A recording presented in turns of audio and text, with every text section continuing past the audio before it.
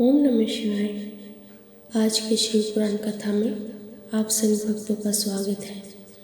आज की कथा में वायव्य संहिता पूर्वार्ध 12वां अध्याय सृष्टि वर्णन। वायुदेव बोले, हे ऋषिगण, ब्रह्मा जी को सृष्टि की चिंता हुई और तपोमय मोह पैदा होने से अंधेरा छा गया। उस समय आत्मा वाली सृष्टि पैदा हुई, पर ऐसी सृष्टि देखकर ब्रह्मा जी व्याकुल हो गए और उन्होंने दूसरी सृष्टि की रचना की। यह सृष्टि पक्षियों की थी और पैदा होते ही कुमार्ग पर पड़ गई। तब ब्रह्मा जी ने तीसरी बार सात्विक अर्थात देवताओं की सृष्टि की रचना की, परंतु इस सृष्टि से भी ब्रह्मा जी को संतोष न हुआ। तब उन्होंने मानव सृष्टि का निर्माण किया। यह सृष्टि सुंदर और रजोगुण वाली थी। ब्रह्मा जी द्वारा रचित प्रथम सृष्टि महत, दूसरी भूत सृष्टि, तीसरी वैकारिक इंद्रिय प्राकृतिक सृष्टि कहलाई, चौथी सृष्टि मुख्य, पांचवी वक्र स्रोत, छठी उदर स्रोत से देव सृष्टि, सातवीं मानव सृष्टि, आठवीं सृष्टि अनुग्रह वाली, नौवीं कुमार सृष्टि कहलाई। सर्वप्रथम ब्रह्मा जी ने सनत, सनंदन, सनातन, सनत कुमार तथा ऋभु मानस पुत्र पैदा किए। ये सभी योग मार्गगामी हुए। इस प्रकार जब सृष्टि की वृद्धि न हुई, तब दुखी होकर ब्रह्मा जी ने तपस्या करनी आरंभ कर दी, परंतु जब बहुत समय बीत जाने पर भी कोई फल न मिला, तब ब्रह्मा जी क्रोधित हो गए। क्रोध के कारण उनके आंखों से आंसू आ गए, जिससे भूत प्रेत पैदा होने लगे। यह देखकर दुखी ब्रह्मा जी ने देह त्याग दी। तब ब्रह्मा जी को प्रसन्न करने हेतु भगवान रुद्र उनके मुख से पैदा हुए।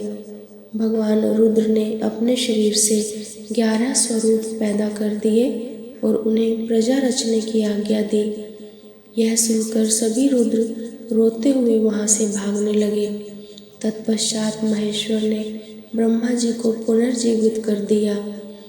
ब्रह्मा जी ने रुद्र से प्रश्न पूछा कि आप कौन हैं? तब रुद्र बोले, मैं ही पर ब्रह्म परमेश्वर हूँ और तुम्हारी इस सृष्टि में तुम्हारे पुत्र के रूप में जन्मा हूँ। अब आप अपनी इस सृष्टि की रचना को पूर्ण कीजिए। यह सुनकर ब्रह्मा जी बहुत प्रसन्न हुए।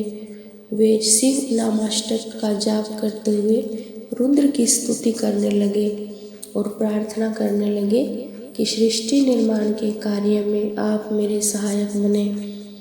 जब रुद्रदेव ने अपनी सहमति दे दी, तब ब्रह्मा जी ने अपने मन में मरीचि आदि 12 पुत्र पैदा किए। इनमें देवताओं और क्रियात्मक महर्षियों के 12 वंश मिले। तत्पश्चात ब्रह्मा के मुख से देवता, गले से पितर, जांघों से दैत्य, गर्भ से मानव, उपस्थेंद्रिय से राक्षस पैदा हुए। ये निशाचर राक्षस बलवान थे। फिर यज्ञ, भूत और गंधर्व की उत्पत्ति हुई। ब्रह्मा जी की दोनों काखों से पक्षी, वक्ष से अन्य पक्षी, मुख से बकरी, पांव से घोड़े, हाथी, शलभ, मृग, ऊंट, खच्चर, नेवले आदि ने जन्म लिया। ब्रह्मा जी के पूर्व मुख से गायत्री, दक्षिण मुख से यजुर्वेद, पश्चिम मुख से सामवेद, उत्तर मुख से अथर्ववेद की उत्पत्ति हुई। फिर देह द्वारा इनके अनेक भेद हो गए और ये अपने काम में लग गए। सब अपने कर्मों के अनुसार जन्म मृत्यु के चक्र में पड़कर फल भोगने लगे। सभी प्राणियों के कर्मों के अनुसार उन्हें सुख, दुख, धन, आय, व्यय, संपत्ति आदि की प्राप्ति होती है। युग एवं समय के अनुसार ही प्राणियों के गुण, कर्म व स्वभाव होते हैं। 13वां अध्याय ब्रह्मा विष्णु की सृष्टि का वर्णन। ऋषि बोले, हे वायुदेव, सृष्टि का आरंभ होने पर पहले महेश्वर ब्रह्मा और विष्णु को उत्पन्न करते हैं, फिर अपनी लीला के अनुसार संसार की रचना करते हैं, फिर प्रलय आने पर सबका विनाश कर देते हैं। इस अनुसार तो महेश्वर ही सर्वशक्तिमान है, फिर वे ब्रह्मा जी के पुत्र किस प्रकार हो सकते हैं? कृपया कर हमारे इस संदेह को दूर कीजिए।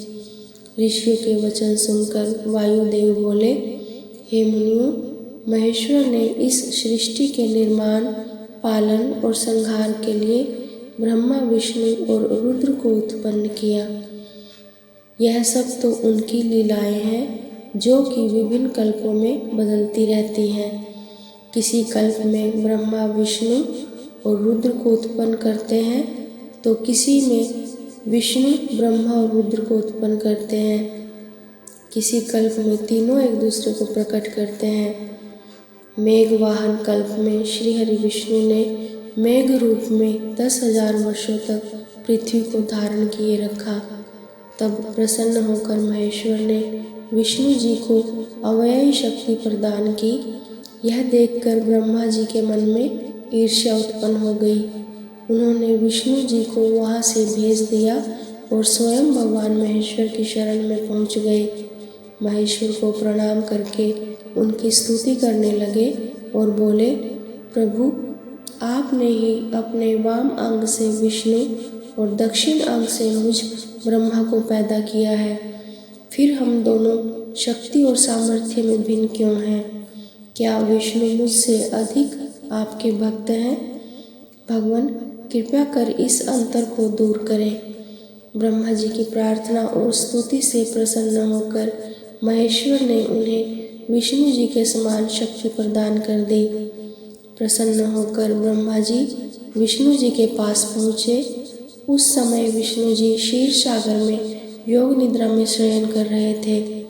ब्रह्मा जी ने उन्हें योग निद्रा से जगाने का बहुत प्रयत्न किया, परंतु वे न जागे। तब क्रोधित होकर ब्रह्मा जी विष्णु जी की शैया में चढ़कर उन्हें अपनी छाती से लगाने लगे। उसी समय विष्णु जी वहाँ से अंतर्ध्यान हो गए। तब लक्ष्मी जी को विष्णु जी कहीं न दिखाई दिए तो वे भी अंतर्ध्यान हो गई। तब ब्रह्मा जी की भ्रिकुटियों के मध्य से विष्णु जी प्रकट हो गए और फिर उनमें द्वंद्व युद्ध होने लगा। यह सब भगवान शिव भी बिना प्रकट हुए देखने लगे, परंतु जब ब्रह्मा विष्णु का युद्ध किसी भी तरह समाप्त नहीं हुआ, तब वे उन दोनों के मध्य में प्रकट हो गए। शिव जी की कृपा से उन दोनों के क्रोध का निवारण हो गया। 14वां अध्याय, रुद्र की उत्पत्ति। वायुदेव बोले, हे ऋषिगण, जब ब्रह्मा जी ने विभिन्न कल्पों में यह देखा कि मेरे द्वारा रचित इस सृष्टि का विकास नहीं हो रहा है, अर्थात वह बढ़ नहीं रही है, तब वे दुखी हुए। तब उनका दुख मिटाने के लिए महेश्वर की इच्छा से काल स्वरूप रुद्र भगवान ब्रह्मा के पुत्र के रूप में जन्मे। ब्रह्मा जी की प्रार्थना पर उन्होंने ब्रह्मा जी द्वारा रचित इस सृष्टि का विस्तार करना चाहा। ऐसा सोचकर रुद्रदेव ने अपने जटाधारी स्वरूप जैसे अनेक रुद्र प्रकट कर दिए। वे संख्या में अधिक होने के कारण पूरे विश्व पर छा गए। वे सभी रूप में बहुत भयानक थे। इन भयानक स्वरूप वाले रुद्रों का रूप देखकर ब्रह्मा जी बहुत चिंतित हो गए और हाथ जोड़कर महेश्वर से बोले, हे देवादिदेव, ये आप क्या कर रहे हैं? हमें भयानक सृष्टि की रचना नहीं करनी है। हमें तो साधारण प्रजा की रचना करनी है जो पैदा होती रहे और मरती भी रहे।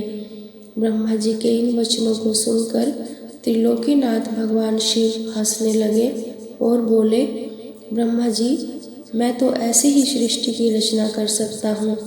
यदि तुम्हें यह नापसंद है तो तुम स्वयं अपनी इच्छा के अनुसार प्रजा की रचना करो। यह कहकर कल्याणकारी भगवान शिव सृष्टि की रचना के कार्य से मुक्त होकर वहाँ से चले गए। 15वां अध्याय, शिव शिवा की स्तुति। वायुदेव बोले, हे ऋषिगण, शिवजी के वहाँ से चले जाने के पश्चात ब्रह्मा जी ने स्वयं सृष्टि की रचना की, परंतु उस सृष्टि में प्रजा की वृद्धि नहीं हो रही थी। सृष्टि में वृद्धि न होती हुई देखकर ब्रह्मा जी भी बहुत दुखी हुए। तब वे अपने आराध्य भगवान शिव और देवी शिवा की तपस्या करने लगे। ब्रह्मा जी की कठोर तपस्या से प्रसन्न होकर शिवजी ने उन्हें दर्शन दिए। ब्रह्मा जी ने उन्हें सृष्टि में प्रजा की वृद्धि न होने के विषय में बताया। भगवान शिव और देवी पार्वती ने मिलकर उनकी समस्या का निवारण किया। शिवजी ने उन्हें अपने अर्धनारीश्वर स्वरूप के दर्शन कराए। भगवान शिव के अर्धनारीश्वर स्वरूप के दर्शन कर ब्रह्मा जी की प्रसन्नता का कोई ठिकाना न रहा। वे हाथ जोड़कर भगवान शिव शिवा की स्तुति करने लगे। ब्रह्मा जी बोले, हे देवादिदेव भगवान शिव, हे जगदम्बा माँ पार्वती, आप अमोघ लीलाएं करने वाले हैं। आपका वैभव निराला है। मैं आपकी शरण में आया हूँ। कृपया कर मुझ दीन पर अपनी कृपा दृष्टि करें। इस प्रकार ब्रह्मा जी भगवान शिव शिवा की अनेकों स्तोत्रों द्वारा स्तुति करने लगे। 16वां अध्याय, मैथुनी सृष्टि की उत्पत्ति। वायुदेव बोले, हे ऋषिगण, जब ब्रह्मा जी ने विभिन्न स्तोत्रों से स्तुति की और भगवान शिव शिवा को प्रसन्न कर लिया, तब शिवजी बोले, ब्रह्मदेव, मैं आपकी मनोकामना अवश्य पूर्ण करूँगा। तब शिवजी ने अर्धनारीश्वर स्वरूप से देवी महेश्वरी को अलग कर दिया। साक्षात देवी जगदम्बा को अपने सामने पाकर ब्रह्मा जी ने उनसे प्रार्थना की। ब्रह्मा जी बोले, हे देवी भगवती, मैंने मन द्वारा देवताओं और ऋषियों की रचना की, परंतु मेरे द्वारा रचित सृष्टि का विस्तार नहीं हो रहा है। इसलिए मैं मैथुनी सृष्टि रचना चाहता हूँ।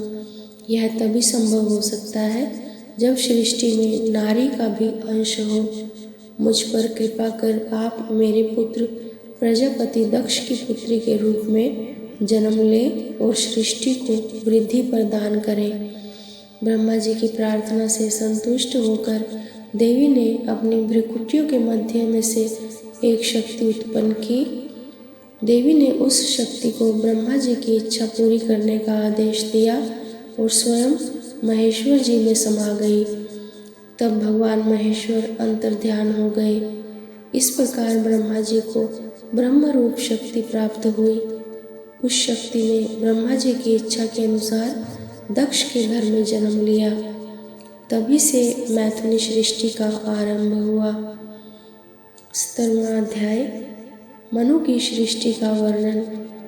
वायुदेव बोले, ऋषिगण, भगवान महेश्वर की कृपा से ब्रह्मा जी ने आधे शरीर से शत्रुपा नामक नारी उत्पन्न की और आधे से भू मनु को पैदा किया। उसी कन्या ने यशस्वी मनु को पति के रूप में पाया। इन्होंने मैथुन द्वारा प्रियव्रत, उतानपाद नामक पुत्र एवं आकृति, देवहूति, प्रसूति नामक कन्याएं पैदा की। आकृति और रुचि के दक्षिण और यज्ञ पुरुष नामक 2 पुत्र पैदा हुए और प्रसूति व दक्ष की 24 कन्याएं हुई, जिनमें 13 कन्याओं का विवाह धर्म के साथ हुआ तथा अन्य का विवाह दशा, भृगु, मरीचि, अंगिरा, पुलह, कृत्रु, पुलत्स्य, अत्रि, वशिष्ठ एवं अग्नि के साथ हुआ। ऊर्जा 3 पितरों को समर्पित हुई। धर्म को 13 पुत्रों की प्राप्ति हुई। दक्ष प्रजापति की पुत्री के रूप में सती का जन्म हुआ और उसने देवादिदेव भगवान शिव को पति रूप में पाया। अपने पिता के यज्ञ में पति का निरादर देखकर उसने योग अग्नि में अपने को भस्म कर लिया। फिर पुनः हिमालय की पुत्री के रूप में जन्म लेकर शिवजी को प्राप्त किया। भृगु ऋषि के 2 पुत्र हुए व उन दोनों के हजारों पुत्र हुए। वे सभी भार्गव वंशी कहलाए। ऋषि मरीचि को पौर्णमास नामक पुत्र की प्राप्ति हुई और उनका बहुत बड़ा वंश हुआ। इसी वंश में कश्यप ऋषि पैदा हुए। अंगिरा ऋषि के 2 पुत्र व 4 पुत्रियां हुई और उनकी बहुत सी संतानें हुई। पुलत्स्य के अग्निपुत्र पैदा हुए और इसी वंश की संतानें पौलत्स्य कहलाई। इसी प्रकार कर्दम, वालखिल्य, अत्रि एवं मुनि वशिष्ठ के सैकड़ों अरब संख्या में संतानें हुई। ब्रह्मा जी के मानस पुत्र रुद्र के पुत्र अग्नि को पावन, पवमान और शुचि पुत्र हुए और इनके 49 पुत्र हुए। ये नित्य, नैमित्तिक एवं काम्य होने के कारण रुद्रपरायण हैं। इसलिए अग्नि में होम की गई वस्तु रुद्रदेव को प्राप्त होती है। पितृवंश के वसंत आदि 6 ऋषि पितरों के स्थान हैं। अग्निसंवत, अज्यवान, यजवान, बहिर्षद है। स्वधा में से मैना नामक पुत्री हुई, जिसका विवाह गिरिराज हिमालय से हुआ। उनके मैनाक और क्रोच नामक 2 पुत्र एवं उमा एवं पतित पावनी गंगा नामक 2 पुत्रियां हुई। भगवान रुद्र के शाप से चाक्षुष मनवंतर में दक्ष प्रजापति इनके पुत्र हुए। इस प्रकार मैंने धर्म आदि के वंश का वर्णन आपसे संक्षेप में किया। ओम नमः शिवाय। आज की कथा में इतना ही। शेष कथा अगले भाग में। श्री शिवार्पणमस्तु।